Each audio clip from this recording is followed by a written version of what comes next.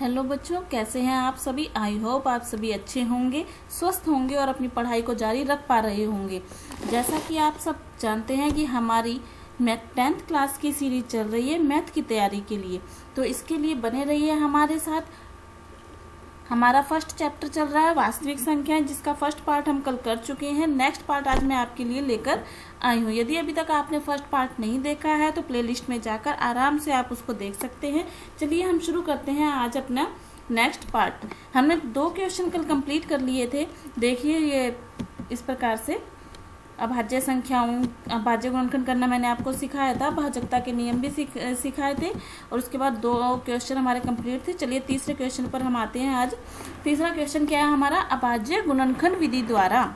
क्या है, अभाज्य गुणनखंड विधि द्वारा निम्नलिखित पूर्णांकों के एचसीएफ और एलसीएम ज्ञात कीजिए। देखिए हमने एचसीएफ और एलसीएम ज्ञात करना सीखा है, ठीक है ना। कैसे करते हैं, एचसीएफ यानी कि में से, एलसीएम यानी कि लेस है, में से लेस है, महत्तम समापवर्ती और लघुत्तम समापवर्ती है। तो चलिए सबसे पहले हमें अभाज्य गुणनखंड करने आने चाहिए। फर्स्ट क्वेश्चन को हम सोल्व कर रहे हैं। यदि आपके पास बुक्स नहीं है तो कोई दिक्कत नहीं है, मैं क्वेश्चन आपके सामने लेकर के आई हूँ, तो आपको यहाँ से क्वेश्चन नोट डाउन कर लेने हैं और उसके आंसर भी नोट डाउन कर लेने हैं। नोट साथ साथ बनाने हैं आपको, ताकि आपका रिवीजन अच्छे से हो सके। तो पहला क्वेश्चन देखिए, 12 के अभाज्य गुणनखंड करेंगे हम तो हमारे पास आएगा 2 गुणा 3। 15 के अभाज्य गुणनखंड करेंगे तो हमारे पास क्या आएगा, 3 गुणा 5। और 21 के अभाज्य गुणनखंड करेंगे तो आएगा 3 गुणा 7। 3 7 21। ये हो गए हमारे पास अभाज्य गुणनखंड। अब जैसे कि हमें एचसीएफ निकालना है। एचसीएफ क्या होता है, जो तीनों में कॉमन आएगी संख्या। पहले हम 2 संख्याओं का कर रहे थे तो जो दोनों में एक जैसी थी उसको हमने क्या बनाया था, में से, यानी कि एचसीएफ। इसमें देखो 3 यहाँ भी है, 3 यहाँ भी है और 3 तीनों में 3 है, तो उसके हम एक बार लिख देंगे तो ये आ गया 3। एचसीएफ कितना आ गया हमारे पास, 3। अब इसका एलसीएम देखो,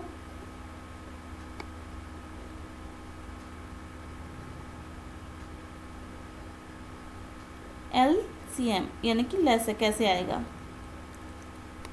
जो तीनों में जो संख्या कॉमन है, यानी कि जो मैस है उसे हमने एक बार लिख दिया। उसके अलावा जो संख्या हमारे पास बची है 3, 2 गुणा 2 गुणा 5 गुणा 7, 2 गुणा 2 गुणा 5 गुणा 7, इन सब का गुणा करके हमारे पास क्या आएगा, इसका लेसे आएगा, ठीक है। तो यानी 2 की घात 2, 3 गुणा 5 गुणा 7। जब अपने इन सब का गुणा करेंगे तो हमारे पास आएगा 420। तो एचसीएफ यानी कि मैसे कितना आ गया, 3, और एलसीएम यानी कि लेसे कितना आ गया, 420। ये हमने कल भी सीखा था, बहुत इजी क्वेश्चन है, ठीक है। चलिए नेक्स्ट क्वेश्चन करते हैं। दूसरा मेरे साथ साथ आप भी सॉल्व कीजिएगा और नोट्स जरूर बनाते रहिएगा। और मैंने कल आपसे पूछा था कि आपका कितना टारगेट है, उसे मेरे कमेंट बॉक्स में जरूर लिखिएगा। आप जो बच्चे आज नए हैं वो भी अपना जो टारगेट है 10th के कितने प्रतिशत आप लेना चाहते हो उसे कमेंट बॉक्स में लिखिएगा। और अपना नाम मुझे जरूर बताइएगा कि आप कौन हैं और कहाँ से इस वीडियो को देख रहे हैं, कहाँ से आप लोग तैयारी कर रहे हैं, ठीक है। कमेंट जरूर कीजिएगा। वीडियो पसंद आए तो लाइक शेयर करना मत भूलिएगा। चैनल पर नए हैं तो सब्सक्राइब जरूर कर लीजिएगा। चलिए सेकंड क्वेश्चन हम इसका शुरू करते हैं। चलो 17 क्या है हमारे पास, अभाज्य संख्या है ना 17। तो 17 के जो हमारे पास गुणनखंड बनेंगे वो 17 गुणा 1 अभाज्य गुणनखंड। 23 के अभाज्य गुणनखंड हमारे पास क्या बनेंगे, 23 गुणा 1। अभाज्य संख्याओं के तो यही बनेंगे 29, क्योंकि इसमें इन्हीं संख्याओं का भाग जाता है, 29 गुणा 1, ठीक है। तो अब यहाँ से जब आप में से निकालोगे या एचसीएफ जिसको हम कह रहे हैं एचसीएफ, तो तीनों में क्या कॉमन है, देखो 1, क्या कॉमन है, 1। तो हमारे पास में से कितना आ जाएगा, 1। यहाँ से जब एलसीएम निकालोगे तो 1 1 1 तो हमारा इधर आ गया में से में, इसे हम एक बार लिख लेंगे और साथ में आ जाएगा 17 गुणा 23 गुणा 29। इन सब का जब अपन गुणा करेंगे तो आएगा 11,339। ये हमारा क्या हो गया, इसका एलसीएम, ये क्या हो गया, एचसीएफ। आई होप आप लोग समझ रहे होंगे, ठीक है। चलिए नेक्स्ट क्वेश्चन भी इसी तरह से है हमारा, 8 9 और 25। क्या है थर्ड क्वेश्चन में, क्या क्या संख्या दे रखी है हमें, 8 9 और 25। तो 8 के अभाज्य गुणनखंड कीजिए, सबसे पहले फटाफट कीजिए, 2 गुणा 2 गुणा 2। 9 के अभाज्य गुणनखंड क्या बनेंगे, 3 गुणा 3। और 25 के अभाज्य गुणनखंड क्या बनेंगे, 5 गुणा 5। अब देख लिए HCF क्या होता है, जो तीनों में एक जैसी संख्या हो। अब हमें देखो कुछ भी दिखाई नहीं दे रखा, 2 यहाँ है, यहाँ नहीं, 3 इधर है, इधर नहीं, तो अपने को क्या करना है, इन सब में जब कुछ भी एक नहीं है, तो कुछ भी कॉमन नहीं है, तो इन सब में एक संख्या हमारे पास होती है, वो क्या है, 1। तो हमारा जब हमें कुछ भी कॉमन ना दिखाई दे तो कौन सा गुणनखंड हमारे पास कॉमन आएगा, 1। ठीक है, तो HCF कितना आ गया, 1। अब LCM लेंगे तो LCM हमारे पास कितना आएगा, देखो 2 की घात 3, ये सब आ जाएगा ना, क्योंकि मैसे में तो 1 आ गया। 3 गुणा 3 यानी 3 की घात 2, 5 गुणा 5 यानी 5 की घात 2। ठीक है, 8 यानी कि 8 गुणा 9 गुणा 25, वही संख्या है आई ना। तो इनका जब गुणा करेंगे तो हमारे पास कितना आ जाएगा, 1800। बात समझ में आ रही है कि मैं से 1 क्यों आया और LCM 1800 कैसे आया। ठीक है, यदि आपको फिर भी किसी प्रकार की कोई दिक्कत हो तो कमेंट बॉक्स में लिख के मुझे ज़रूर बता देना, मैं रिपीट क्लास आपके लिए लेकर के आऊँगी। ठीक है, भाज्य गुणनखंड की और भाजकता के नियम की क्लासेस मैंने पहले डिटेल में डाल रखी है, यदि आपने नहीं देखा है तो जरूर देख लीजिएगा। चलिए नेक्स्ट क्वेश्चन देखते हैं। 3 क्वेश्चन हमने कंप्लीट कर लिए, 2 कल कंप्लीट किए थे, आज 3rd क्वेश्चन कंप्लीट हो गया हमारा। चलिए 4th क्वेश्चन देखते हैं क्या है। HCF 9 दिया हुआ है और LCM ज्ञात करना है, मतलब इन संख्याओं का HCF दे रखा है, LCM ज्ञात करना है। अगर आपको ध्यान हो तो हमने सेकंड जो क्वेश्चन किया था उसमें हमने कुछ पढ़ा था, तो हमने जो पढ़ा था वी नो दैट, है ना, वी नो दैट। अब आप भी जानते हैं और मैं भी जानती हूँ, क्योंकि हम इस चीज़ को पढ़ चुके हैं। क्या कि 2 संख्याओं का गुणा, 2 संख्याओं का गुणा बराबर होता है HCF इंटू LCM के। ये हमने कल पढ़ा था और इसको सिद्ध भी किया था हमने बहुत बार। ठीक है ना, तो इस चीज़ को 2 संख्याओं का गुणा बराबर होता है HCF इंटू LCM। 2 संख्याएं कौन कौन सी हैं, 306 गुणा 657। HCF कितना दे रखा है हमने, 9 हमें। ठीक है, और LCM हमें ज्ञात करना है, जिसे हम क्या मान लेंगे, x। अब यहाँ से जो LCM है उसकी वैल्यू आपको निकालनी है, बराबर x बराबर 306 गुणा 657 बटे में क्या आ जाएगा, 9। ये जो 9 गुणा में है वो कहाँ चला जाएगा, भाग में चला जाएगा। इसको सॉल्व करके हमारे पास आंसर आएगा 22,338। ठीक है, इन दोनों का गुणा करके 9 से जब भाग करेंगे तो हमारे पास इतना आंसर आएगा। आगे बात समझ में, ये है क्वेश्चन इम्पोर्टेंट, ये है question important, very very important. इस तरह का यदि आपको फर्स्ट चैप्टर में से क्वेश्चन बनता है तो ये बहुत अच्छा क्वेश्चन है, जो कि ट्रिक पे आधारित है। ठीक है, डायरेक्टली ये पूछना कि अभाज्य गुणनखंड करो, LCM निकालो, HCF निकालो, इस तरह का जो बेस का क्वेश्चन है वो 10th क्लास में नहीं आता है। क्वेश्चन थोड़ा ट्रिकी ही आता है, जिस प्रकार से जिन बच्चों को ये पता होगा कि 2 संख्याओं का गुणा बराबर HCF इंटू LCM होता है, वही बच्चे इस क्वेश्चन को इजीली कर पाएंगे। क्वेश्चन बहुत इजी है, लेकिन इसके लिए ये पता होना जरूरी है कि इस तरह से HCF इंटू LCM होता है। आगे बात समझ में, चलिए नेक्स्ट क्वेश्चन देखते हैं हम।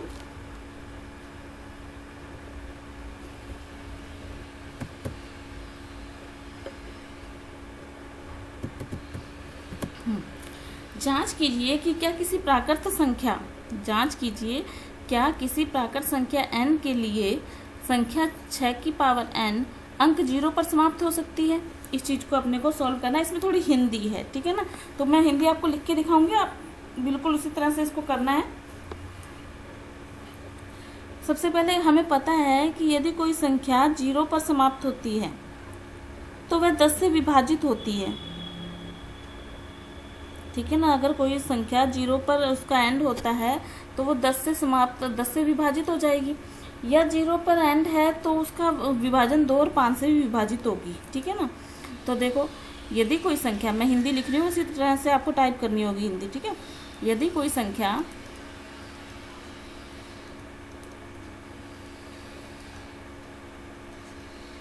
अंक 0 पर समाप्त होती है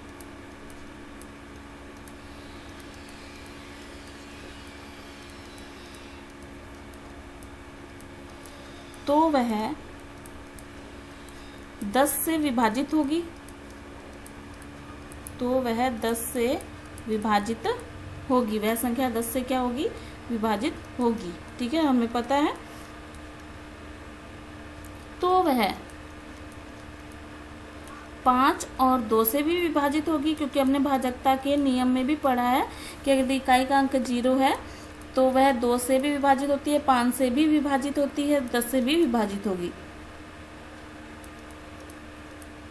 ठीक है, एक तो ये कारण है हमने पढ़ा है। ठीक है, वरना देखो 10, अगर 10 के अभाज्य गुणनखंड करोगे तो क्या बनेंगे, 5 गुणा 2। तो इससे पता लगता है कि 5 से भी विभाजित होगी और 2 से भी विभाजित होगी। ठीक है, 6 की घात n के यदि हम 6 की घात n के अभाज्य गुणनखंड करोगे, क्या करोगे, अभाज्य गुणनखंड,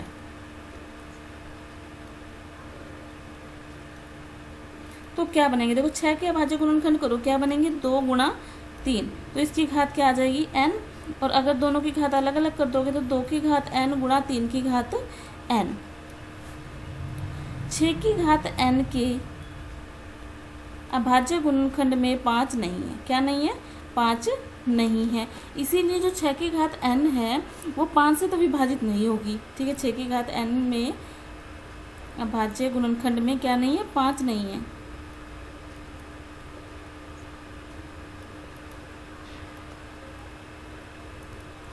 पाँच नहीं है, अतः 6 की घात n जो संख्या है वह 5 से विभाजित नहीं होगी।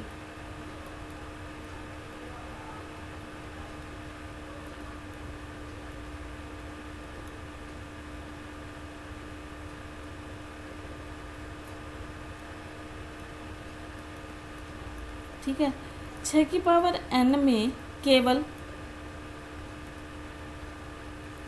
2 व 3 अभाज्य गुणनखंड हैं, इसके अलावा कोई भी नहीं है।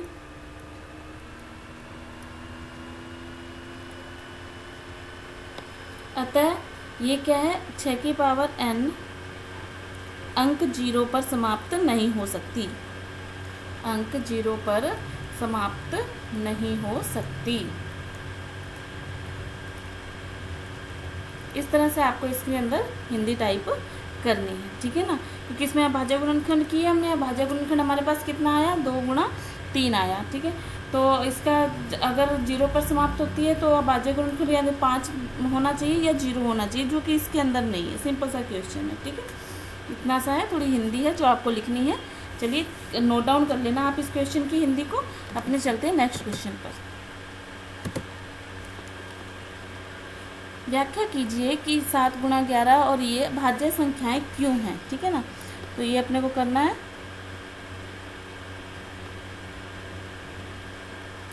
तो चलिए देखते हैं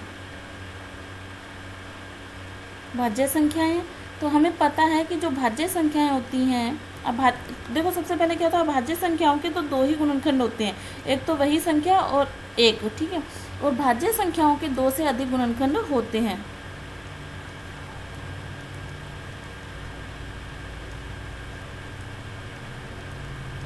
दो से अधिक भाजक होते हैं या फिर गुणनखंड होते हैं। ठीक है,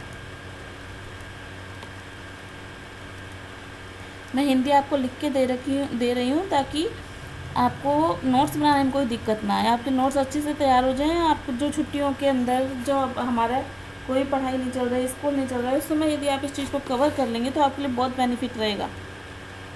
7 गुणा 11 गुणा 13 प्लस 13। तो यहाँ से देखो अगर 13 कॉमन ले लोगे तो क्या बनेगा, 7 गुणा 11 प्लस 1, और इसको सॉल्व करोगे तो 13 गुणा 78 गया, 77 प्लस 1 78 बराबर ये हो गया। देखो 13 गुणा 6।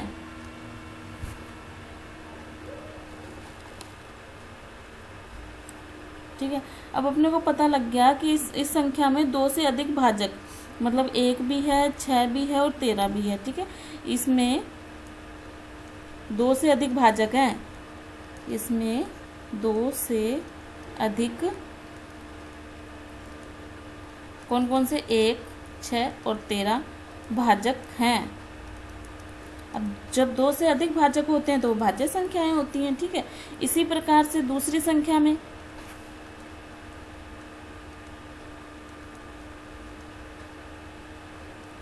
7 गुणा 6 गुणा 5 गुणा 4 गुणा 3 गुणा 2 गुणा 1 प्लस 5, अब यहाँ से देखो 5 कॉमन आ रहा है ना, बाकी क्या बच गया 7 गुणा 6 गुणा 4 गुणा 3 गुणा 2 गुणा 1 प्लस 1। ठीक है, अब इन सब का गुणा करेंगे। पहले गुणा करेंगे, जोड़ेंगे नहीं। बोर्ड मास का नियम ध्यान हो, इन सब का गुणा करेंगे। इन सब का गुणा करोगे तो आएगा आपके पास 1008, उसमें प्लस में क्या कर दिया 1, तो ये हमारे पास बन गया 5 गुणा 1009। अब इसमें अगर आप देखो तो भाजक संख्याएं कौन कौन सी हैं, 1 है, 5 है, ये भाजक है, और 1009। ठीक है, ये क्या है 2 से अधिक भाजक संख्याएं हैं। क्या है 2 से अधिक भाजक संख्याएं हैं। जब इसमें 2 से अधिक भाजक संख्याएं हैं, इसमें भी 2 से अधिक भाजक संख्याएं हैं, तो भाजक संख्याओं में तो केवल 2 ही भाजक संख्याएं होती हैं, तो इसका मतलब है कि ये दोनों की दोनों भाज्य संख्याएं हैं। आ रही बात समझ में, कैसे अपनों ने सिद्ध किया है। चलिए देखते हैं नेक्स्ट क्वेश्चन की ओर बढ़ते हैं हम। चलो पढ़ते हैं इस क्वेश्चन को। किसी खेल के मैदान के चारों ओर वृत्ताकार पथ है। इस मैदान पर एक चक्कर लगाने में सोनिया को तो 18 मिनट लगते हैं, जबकि इसी मैदान का चक्कर लगाने में रवि को 12 मिनट लगते हैं। मान लीजिए वे दोनों एक स्थान पर एक ही समय पर चलना प्रारंभ करके एक ही दिशा में चलते हैं, तो कितने समय बाद प्रारंभिक स्थिति पर मिलेंगे। जब भी इस तरह के क्वेश्चन आते हैं तो हमें एलसीएम ज्ञात करना होता है। क्या ज्ञात करना होता है, एलसीएम ज्ञात करना होता है। तो 18 मिनट लगते हैं। 18 के भाज्य गुणनखंड 2 गुणा 3 गुणा 3, और उसको लगते हैं 12 मिनट, तो उसके भाज्य गुणनखंड क्या हो जाएंगे 2 गुणा 2 गुणा 3। यहाँ से जब आप एलसीएम निकालेंगे, एलसीएम क्या होता है देखो, जो कॉमन है एक जैसी संख्या उसे तो लिखना है एक बार, लिख लिया। जो बच गया 3 और 2 उसे भी लिखना है। तो जब इसका गुणा करोगे तो कितना आएगा 36। क्या आएगा 36। इसका मतलब है रवि और सोनिया, क्या लिखेंगे लास्ट में, रवि व सोनिया 36 मिनट बाद एक दूसरे से मिलेंगे। 36 मिनट बाद